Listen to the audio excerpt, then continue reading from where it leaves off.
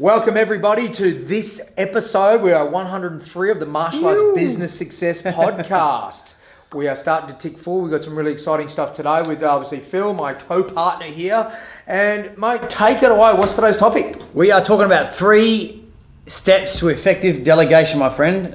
If you are going to be successful, you need to learn to let go. And let go in a specific way that you're delegating the task. And obviously getting the results that you want. So that's what we're going to talk about. 3 simple steps that you can use straight away. You know, I think it doesn't matter what business you're in, or where you are in your business. There's always something you can delegate. Probably one of the biggest things is people are fearful to let go of their jobs and their tasks because they're fearful of failure or going backwards. But in actual fact, it's only when you let go that you'll actually grow. Hey, Phil, there's that little phrase we say, let it go and you shall grow. Well, there's many little phrases that we have, and that is one of them, my friend. Look, I know that, recently we've had some great friends we've been working through with our new organisation, FMA, and this is a shout out for Murray for those when he actually listens to this podcast. He's a great friend of ours, but has trouble with letting go and delegating jobs to others, which means that there will be a failure point. There will be a failure point, and he will be it. And the challenge with that is, if you want the lifestyle that you isn't that what business is about? Is creating a lifestyle that you want. You'll never actually kind of get there when you are the failure point. You'll never be able to step away from your business for a period of time if you don't empower others and delegate jobs so that they get comfortable at doing that. So that's a bit of a tip for you guys. We're going to give you the strategy behind it, but seriously, let go. You know, it's important to let go, and the rest will flow. That's more of a mindset. So we haven't cracked into the tips yet, but the mindset is you just got to let go. Like, you can't grow to the next level. You can't break through because, you're just going to get... Imagine growing and just... it's what happens in life. Like, we all get older because we get a year older. Imagine if you added all the jobs every year, like, and you got to 100, you had 100 jobs, you're 100 years old, 100 jobs. Man, it'd be tough. You got to let go of all those things. So we're talking about the strategy that you need to do to delegate. I guess strategy number 1 is the question that I'll ask you is, where do you begin? Graham, what is step number 1? Well, it's, journey of 1,000 miles starts with 1 step. Quote 2? I'm just seeing how many quotes I can get in this podcast. Look, honestly, building a list. Yeah. Checking it twice. No. Look, building a list is the most important thing, because then you can understand which is the things that you can do and then things that you can actually feel quite comfortable getting rid of. And then just managing that. So for example, doing the bookkeeping, doing the accounting, that's something you probably want to do, anything around your money, but creating something like a newsletter or cleaning or something like that. Like, I know that being a single school operator, for some guys, they do every job from opening to close. Yeah. How do you then just go, these are priority 1 jobs that only I can do, priority 2, priority 3. Priority 3, the cleaning and the maintenance around the place, I can easily get somebody to do that. Yeah. But in saying that too, when you delegate, you've also got to do the next part, which is follow up. And, another great quote is, inspect what you expect. So if you give it to somebody, don't assume that it's been done. You've also got to, help out. We'll talk about the training aspect and the information that you give them, but you also got to follow up on that as well too. Yeah. Thank you, Santa. So I would say the first thing to do is write out your big list of things that you do, and be kind to yourself. But I'll write out that list, and I would categorize it A, B, and C, or 1, 2, and 3, and go, well, these are all things that I really have to do. Like, nobody else can do this because it's financials or whatever. It's super important.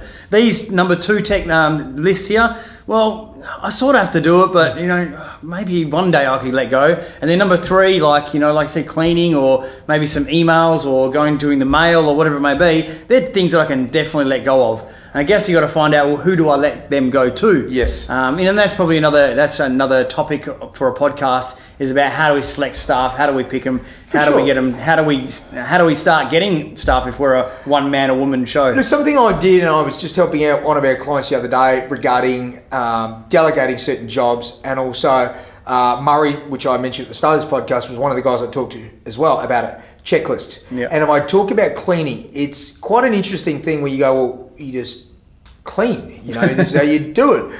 Well, we have at Weimar, which is our sort of main school we operate, we have a detailed cleaning list down to the T of being able to go use the blue cloth to wipe the mirrors, use this disinfectant on the pads, use this here. Because at the end of the day, it comes down to the training, the expectations, and then the results that go with that. So if you're not clear with, well, instructions, that is the appropriate training, and then there's a result that doesn't match what you normally envision, then you've got that grey area. And you can't blame the person. Yep. It's back on yourself because you weren't clear. So checklist of what needs to be done, but also where possible, foolproof instructions that go with it. Now that may sound a little bit overkill, but you don't want to have to be going back and doing, you know, the job 3 times. You don't want to have to triple check on things where what was an easy task. Because I know there's a lot of instructors and business owners go, look, it's easier if I do it. It'll get done right the first time. And you're like, no, you know what?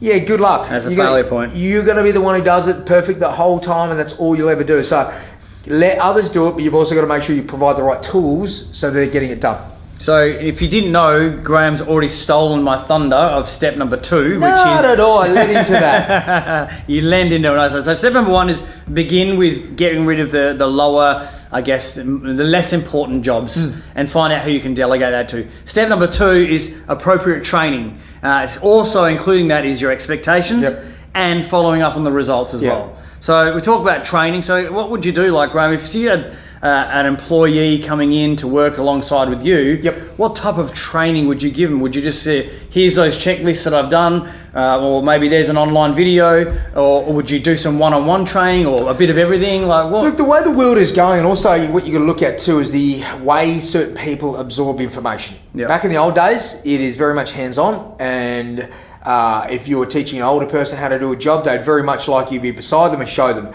Younger people use their, I guess they absorb media really quite well. So you may find that you show them, but they videotape you doing it. And then there's a reference library of that content and that material.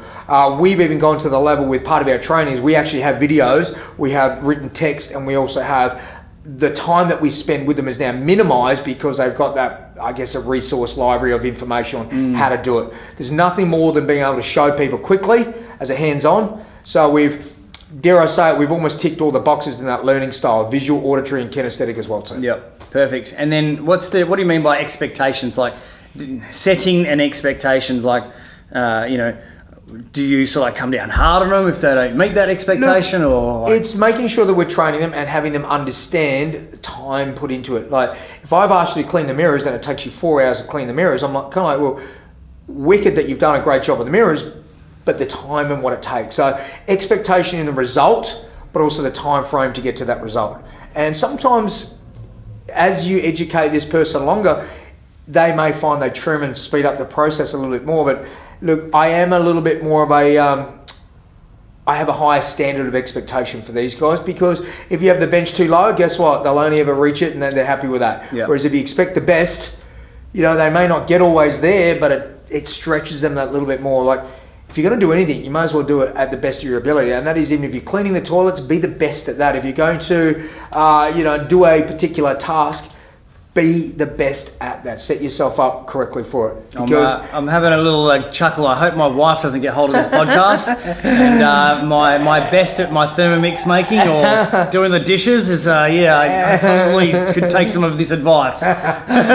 Look, it's, I won't even touch that one. I'm going to leave that one alone. I suppose number 3, mate, which is probably a good thing too, acknowledgement. And this is something I know we do on a regular basis with our crew.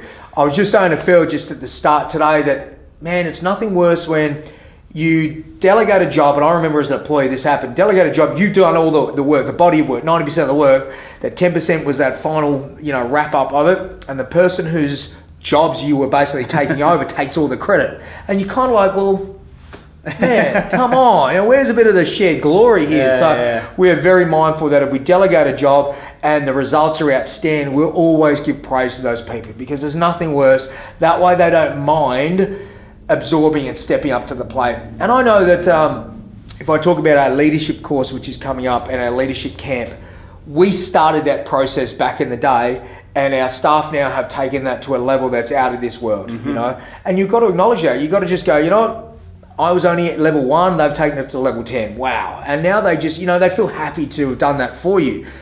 going back with that, a little bit of a story with the guys is we've asked some of our managers who run our big school and said, look, how, being mid-20s at the time when we gave them that responsibility, they're running a multi-million-dollar martial arts location, not just an organisation, a location. And we sort of asked the question, how did you guys get into this sort of position? Now, what they said is, we allowed them to fail and we trusted that they could do it. Yeah. Meaning when we delegated a task, we had the right training there, we had the right expectations, but if the results weren't at that level, instead of being hard, we educated them how to level up. So great results, next time around, maybe try like this and you get better results. Which is the old saying, 1 forward, 3 back. Yeah, like for sure. If they're not meeting a standard, you go, well, how have I trained you enough? Have I given you enough training? Have I assisted you to the path like... Or is it you? Like, you don't know, because if they're not performing, it could be either I haven't helped you enough or that they're just not performing. So then it comes down to that whole assessing the results and all that type of stuff. For sure. And look, that's really vital. And as they grow in their confidence, their delegating roles, their jobs put on their plate will grow larger and larger and have more weight and responsibility, which is why now these guys are running an organisation and they're making decisions as if they were the business owner. And that's that didn't happen overnight, but that was through trust, it was through training, and it was also, acknowledgement of their achievements when they've reached those points. And monkey see, monkey do. If we can delegate the right way, well, now our staff are doing that as well. Exactly. Now they're delegating onwards to their staff and the staff underneath them as well. Yep. Which is pretty cool. Hey team, one little thing that sort of goes with that, and this is through our, I guess, instructor training as well too, influence over authority. And again, talking about that expectation, we could be a hard ass and rah, but if we also then allow them to feel safe that if they make a mistake and haven't reached that standard, they're not going to get their heads bitten off. But we will continually ask them to level up and strive to be better. So it's a never-ending cycle. We don't physically bite people's heads off, we just punch them. It's the beauty of being a martial arts business owner. You can train your staff very, very well. Look, I know that you guys all understand what we're talking about, which is great. Look, Phil, just to wrap it up, we've got a really exciting event that is coming up later this year in November the 19th, which is a Sunday. Yep. It's a whole school affair, meaning students can be looked after. You've also got your instructors, which are instructor certification that Roland Osborne is taking. Awesome instructor certification in the Fight Club system, which is something we run in our school. And we're also having a brilliant lockdown sort of session. What is it that we're tackling? Yeah, well, we're doing it. It's titled the $1 Million Marketing Method, which basically is showing you how we market to, basically build $1 million business. We're quite frustrated. We have coaching clients that we work with and help with, and some of them get some great results, and the other ones just don't put the effort in. They're just not dotting the I's or crossing the T's. And we really want to hold your hand. We want to show you, we want to literally let you swipe and deploy some of our marketing plans with our help so you can be set up for success in 2018. We're sick and tired of seeing people struggle. We want to help you succeed. So if you get a chance, I would say it's a no-brainer. Come spend 4 hours with us. I guarantee you will not waste your time. Look, team, we're going to wrap it up there. Check us out on the next live cross, which you've got, for our TIMA Mastermind crew. Highly recommend you guys getting involved there, finding out.